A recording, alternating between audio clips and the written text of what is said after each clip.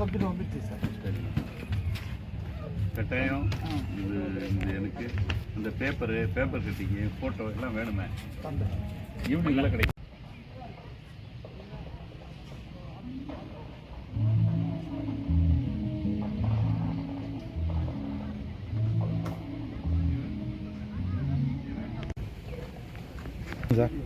வணக்கம்.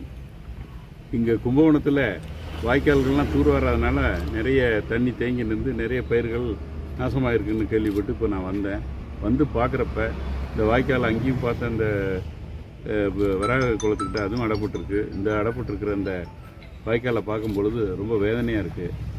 இந்த மாதிரி ஒரு சூழ்நிலை வரக்கூடாது அப்படிங்கிறதுக்காக தான் ஒரு உயர்நீதிமன்றத்தில் நீதி பேராணை பண்ணி போட்டு இதில் உத்தரவு போட்டிருக்கிறாங்க. இவங்க என்ன ரிப்போர்ட்டு கொடுத்துருக்குறாங்கன்னா, எல்லா வாய்க்கால்லையும் இல்லை என்க்ரோச்மெண்ட்லாம் எடுத்தாச்சு அப்படின்னு சொல்கிறாங்க.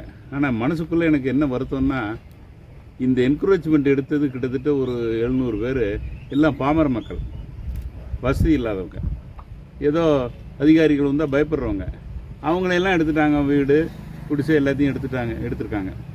ஆனால் ஒரு 250 என்க்ரோச்மெண்ட்டு பழவாத்தாங்கட்டளை வாய்க்கால், தேப்பெருமாள் வாய்க்கால், உள்ளூர் வாய்க்கால், கோலப்பட்டினம் வாய்க்கால் இதில் இருக்குது. இந்த 250 என்க்ரோச்மெண்ட்டும் எதில் இருக்குன்னா, வாய்க்கால்லையே கட்டியிருக்கிறாங்க. வீடு கட்டியிருக்காங்க, பெரிய மால் கட்டியிருக்கிறாங்க, பாலத்தை அடைச்சி அதுலேயும் வீடு கட்டியிருக்காங்க. இந்த வீடுகளெல்லாம் இந்த அதிகாரிகள் எடுக்கிறதில்ல. ஏன்னா இவங்க பணபலம் உள்ளவங்க, அரசியல் செல்வாக்கு உள்ளவங்க, அதனால் அவங்கள்ட்ட கிட்ட போக மாட்டேங்கிறாங்க. இப்போ அதனுடைய சூழ்நிலை இப்போ நம்ம அனுபவிக்கிறோம். இந்த கும்பகோணத்தில் சீராகணும், சிறப்பாக இருக்கணும்னு நினச்சது போக அது இப்போ பாதிப்பு ஏற்பட்டிருக்கு. இந்த நிலை இப்படியே நீடித்தா கும்பகோணத்தில் மிகப்பெரிய பாதிப்பு ஏற்படும். இந்த கோவில் சிட்டிங்கிறது சாக்கடை சிட்டியாக தான் இருக்கும். யார் எந்த ஒர்க்கும் பண்ணலை. இதை பலமுறை சொல்லியும் அதிகாரிகள் இதில் மெத்தனமாக இருக்கிறாங்க, அதை கண்டுக்க மாட்டேங்கிறாங்க. கண்டுக்காத காரணம் பணபலமும் அரசியல் பலமும் உள்ள வீடுகளை இவங்க தொடவே இல்லை. இது எவ்வளோ பெரிய பாதிப்பை ஏற்படுத்துங்கிறது இப்போயாவது உணரணும். இப்போ உதாரணத்துக்கு அங்கே திருவண்ணாமலையில் இது மாதிரி தான் என்க்ரோச்மெண்ட்லாம் குளம் வாய்க்கால்லாம் எடுக்க சொல்லி பெட்டிஷன் போட்டிருந்தேன். அதில் நிறைய உத்தரவு போட்டாங்க. அதுக்கு ஒரு ஹைகோர்ட் ஜட்ஜியும் போட்டாங்க. என்னென்னமோ சொல்லி பார்த்தோம், கேட்கவே இல்லை. கடைசியாக போன வாரம் ஒரு உத்தரவு போட்டாங்க. அத்தனை பேருக்கும் ஃபார்ம் 7 நோட்டீஸ் கொடுத்து 6ஆம் தேதி அப்பியர் ஆகுன்னாங்க. இப்போ எல்லாம் கடந்து அங்கே வேகமாக துரிதமாக வேலை செஞ்சிட்ருக்காங்க. இங்கே ஏன் செய்ய மாட்டேங்கிறாங்க? ஆனால் ஒன்று தெளிவாக சொல்கிறேன், இதே நிலை நீடித்தா இந்த கும்பகோணத்துக்கு இந்த அதிகாரிகள் மேலே எனக்கு நம்பிக்கை கிடையாது. எனவே ஒரு ஸ்பெஷல் டீம் வேணும், அந்த டீமை போட்டு இந்த ஆக்கிரமிப்புகளை எடுக்கணும் அப்படின்னு கேட்டால் அது மாதிரி உத்தரவு கிடைக்கும். அந்த சூழ்நிலையில் என்ன ஆகும்னா, இப்போ இருக்கிற அதிகாரிகள் மற்றும் இதுக்கு தொடர்பாக அது கட்டுறதுக்கெல்லாம் ஆக்கிரமிப்புக்கு உதவி புரிந்த அதிகாரிகள் கடந்த 10 வருஷத்துலேயோ 8 வருஷத்துலேயோ அத்தனை பேர் மேலேயும் எஃப்ஐஆர் போட நேரிடும். குற்றவியல் நடவடிக்கை எடுக்கணும் அப்படின்னு சொல்லி சுப்ரீம் கோர்ட் இப்போ ரீசெண்டாக உத்தரவு போட்டிருக்காங்க. அது ஹைகோர்ட்லேயும் அப்ரூவ் பண்ணியிருக்காங்க. அந்த சூழ்நிலை வரக்கூடாதுன்னு நினைக்கிறேன்.